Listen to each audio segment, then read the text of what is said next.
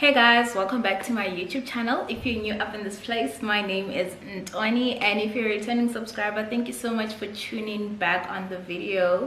Have you seen the ITC pass rate? Like I just can't. Like, what happened, I think 22% is so low, guys. 22% is so low, and it's kind of interesting how we see a trend of decreasing pass rates. I think for the past 4 years, 3-4 years or so, there's been a decreasing trend. It is worrying. I do not even want to lie. Like, it's worrying. What is going on? Don't know if Psycha is going to do anything about it, but I genuinely feel that we need to find a root cause for this. What is the problem? Are people not being trained enough in the board courses? Do people not understand the content? Do people just chicken out maybe because this is a board exam? What is the issue, and I feel like Psycha should play a role in trying to get to the bottom of that. But anyway, today's video is not about ITC, although it is part of our journeys. Everyone who's going to be a CA has to go through it, so it is worth talking about. But today's video is about finance. It is month end, and most trainees got paid, some the first salary, some the second if you start in January, and for most of us, our last few salaries. So today I'm going to talk about five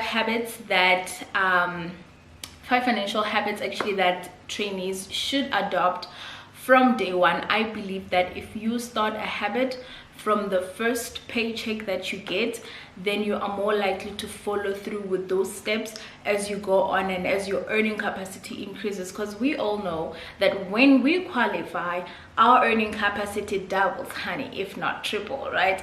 So we need to get this tiny little habits when we're still earning small, when we can still manage our money, from the little that we have. You can build this up over time. Even when you get big money, you are able to still follow through with this habit. So the first thing that I'm going to talk about is be conscious and be wary of debt.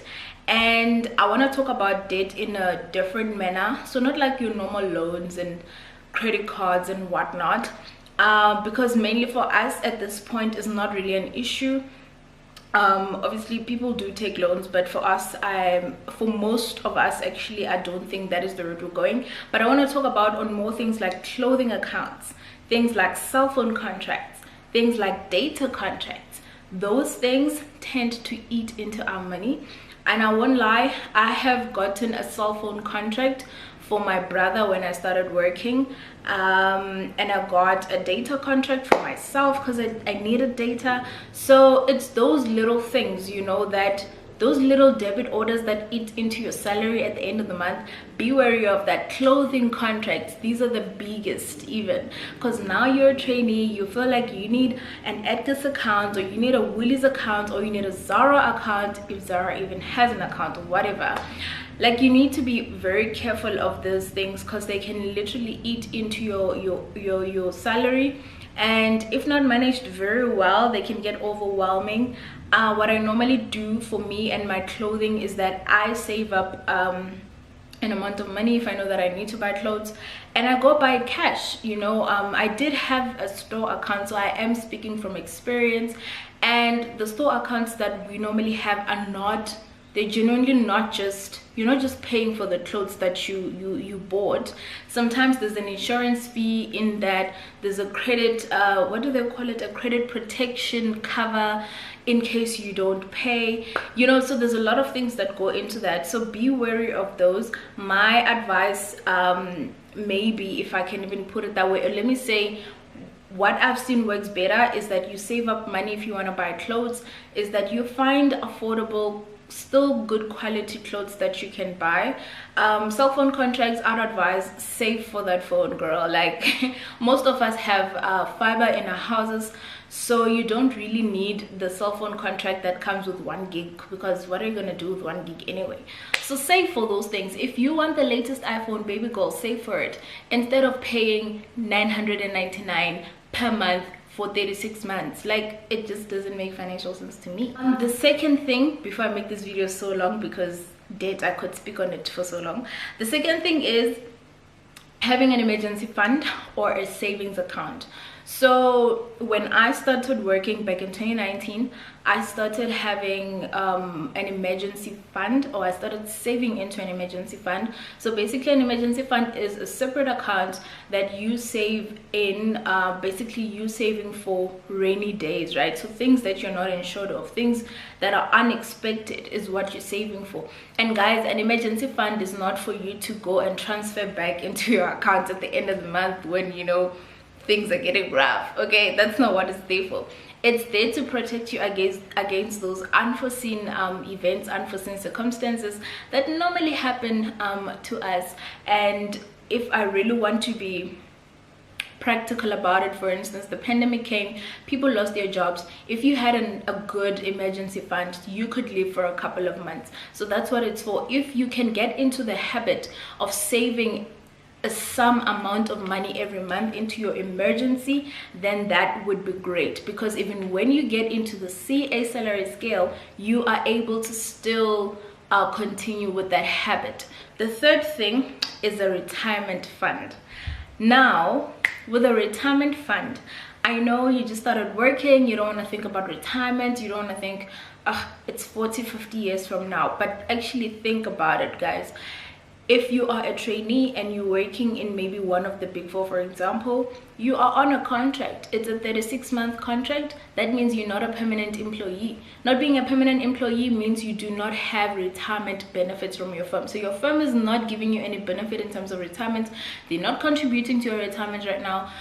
Like, there's just no retirement for you, right? So the best thing you can do is start your own retirement fund. And this can be in a unit trust, this can be in a TFSA account, this can be, you can even call up one of financial planners and have this set up for you. But you can also do it yourself. Remember, and a retirement fund is not, it's not a plan that a financial planner gives to you. It's basically you saving money in a certain vehicle. So you can choose whatever vehicle you want. You can go to unit trust, you can put in shares, you can put in bonds, you can put it in anything. You can put in a tax-free account if you want. But what I'm emphasizing here is start now, because you have 3 years to complete your contract, and in those 3 years you will not be contributing to any retirement fund. So it is just better for you to start your own fund. When you now get a permanent job and there is a retirement benefit that comes with it, you have your own to supplement what your company would be doing for you. The fourth thing is investments. Guys, we are finance professionals, we are accountants, we understand investments. If we don't, we have an upper hand to learning about it.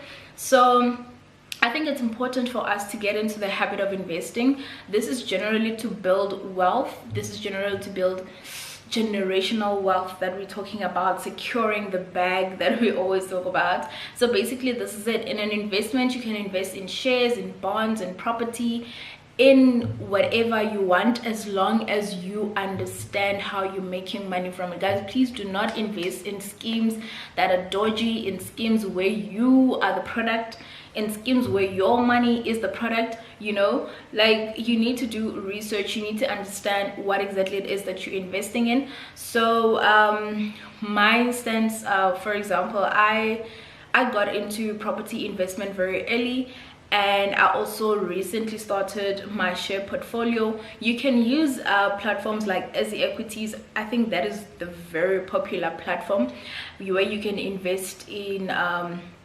ETFs, you can invest in unit trusts, you can invest in shares, you know, and whatever. You can also invest in property on Easy Equities, actually listed property companies or REITs. So yeah, you can build your portfolio like that.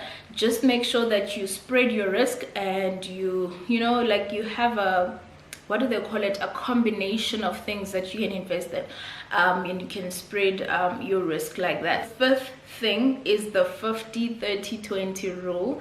I've had this rule being spoken about in the Money Show podcast, and I've had this rule also. Investec did a road show, I think, a couple of weeks ago on it, and they were talking about the 50-30-20 rule. So basically how does that works is that 50% of your income, in this case or salaries, you must go to your basic needs. So things like your rent, your food, your transport, your health care.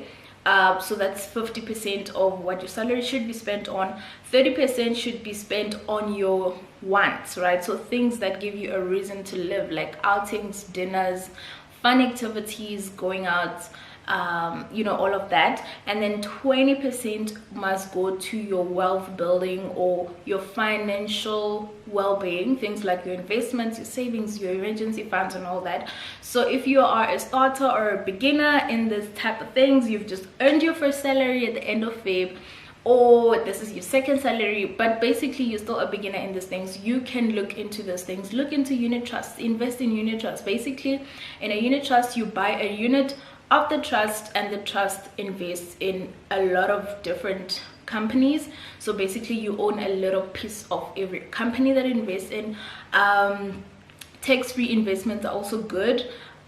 You get tax-free returns, and obviously there is a limit. I think we're all familiar with the Tax Act. I really don't want to get into that, my technical is bad. And I just wanted to remind you guys that, you know, Investec is still available for those of you who want to join the Investec family. You can head up onto my Instagram at ntwaningomani. There is a link in my bio, and you guys can apply for the Investec private account, because you're a young professional and you deserve to be treated like one. Guys, that is it from me today. If you have not subscribed already, please do hit the subscribe button. Otherwise, I will see you guys in my next video. Bye.